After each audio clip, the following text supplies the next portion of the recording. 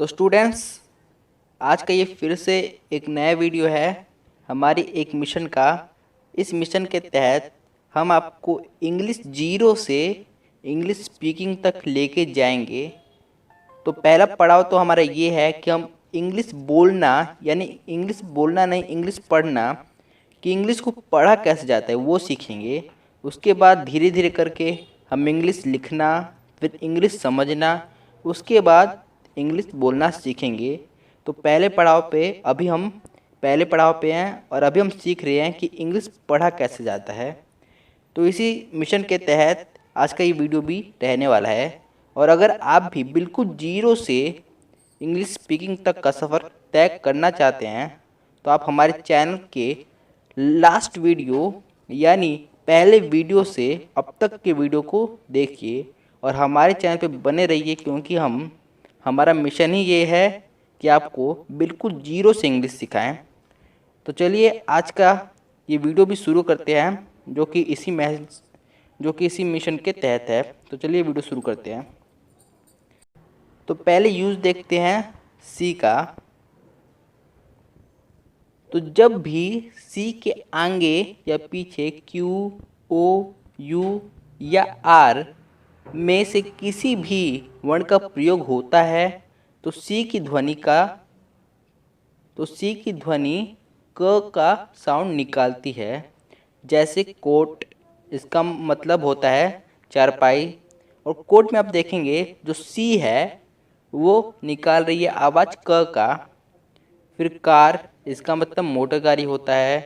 क्रॉ, इसका मतलब कौवा होता है। और फिर कट, इसका मतलब काटना होता है।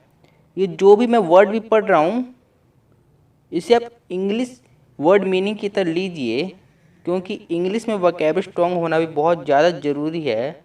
तो ये ऐसे ही मत एग्जाम्पल की तरह मत लीजिए, इसे लिख लीजिए अपनी नोटबुक में, ताकि आपको याद रहे ये सब वर्ड भी और आपकी वोकैबुलरी भी स्ट्रॉन्ग हो। एक्ट, इसका मतलब कानून है। डक, इसका मतलब बतख है। और क्रैप, इसका मतलब केकड़ा है।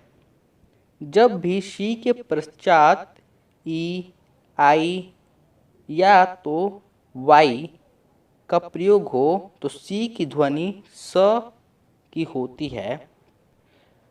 तो जैसे कि एग्जाम्पल के रूप में सिटी, तो सिटी में आप देखेंगे इसके आगे, सी के आगे आई का यूज़ हो रहा है।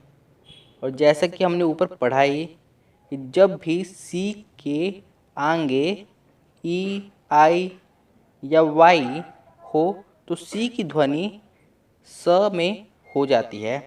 जैसे सिटी में आप देखेंगे जो सी है उसे हम स पढ़ रहे हैं, सिटी स। तो सिटी का मतलब शहर होता है। और सर्कल, इसका मतलब चक्कर होता है।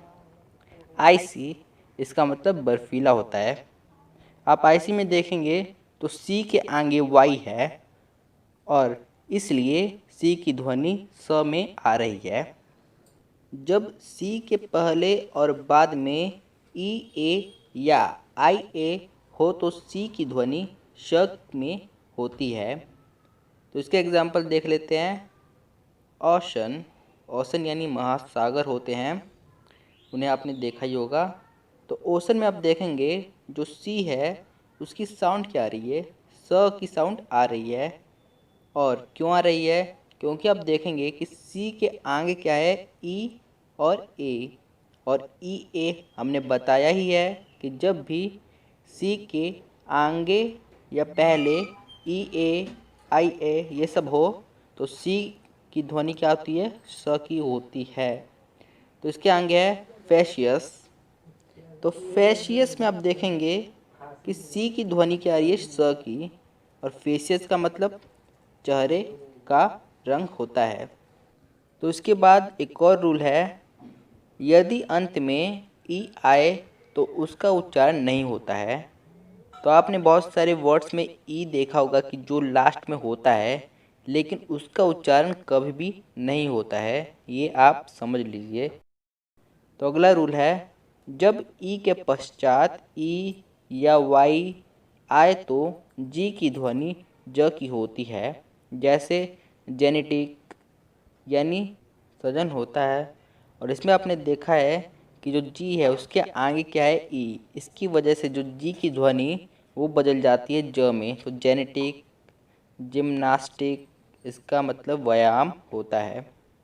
तो अगला रूल है, जब जी के पश्चात ए आई ओ यू एल एन आर हो तो जी की ध्वनि ग में हो जाती है।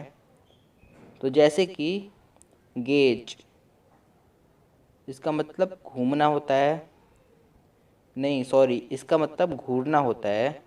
गिव, इसका मतलब देना होता है। गॉड, इसका मतलब भगवान होता है। ग्रैप, इसका मतलब अंगूर होता है। और गार्ड, इसका मतलब रक्षक होता है। ग्लोरी, इसका मतलब कृति होता है। मैग्नेट, इसका मतलब चम्मक होता है। डूंगनेट, इसका मतलब होता है महाजाल। तो आप वोकैबुलरी स्ट्रॉन्ग करने के लिए ये सभी वर्ड्स याद कर लीजिए, क्योंकि मैंने आपको पहले ही बता दिया है कि वोकैबुलरी स्ट्रॉन्ग होना इंग्लिश में बहुत ही ज़्यादा ज़रूरी है। आपका ये वोकैबुलरी ही फ्यूचर तक काम आएगा। तो ये था पहला पार्ट। इसके अगले पार्ट में हम और भी बहुत सारे देखेंगे इंग्लिश के कॉन्सेप्ट। तो इस वीडियो का अंत यहीं पे करते हैं। तो हमारे मिशन के पार्ट बनने के लिए अगर आपको भी बिल्कुल जीरो से इंग्लिश सीखना है तो आप हमारे चैनल को सब्सक्राइब कर लीजिए और बेल आइकन दबाना मत भूलना। तो थैंक्स फॉर वॉचिंग दोस्तों।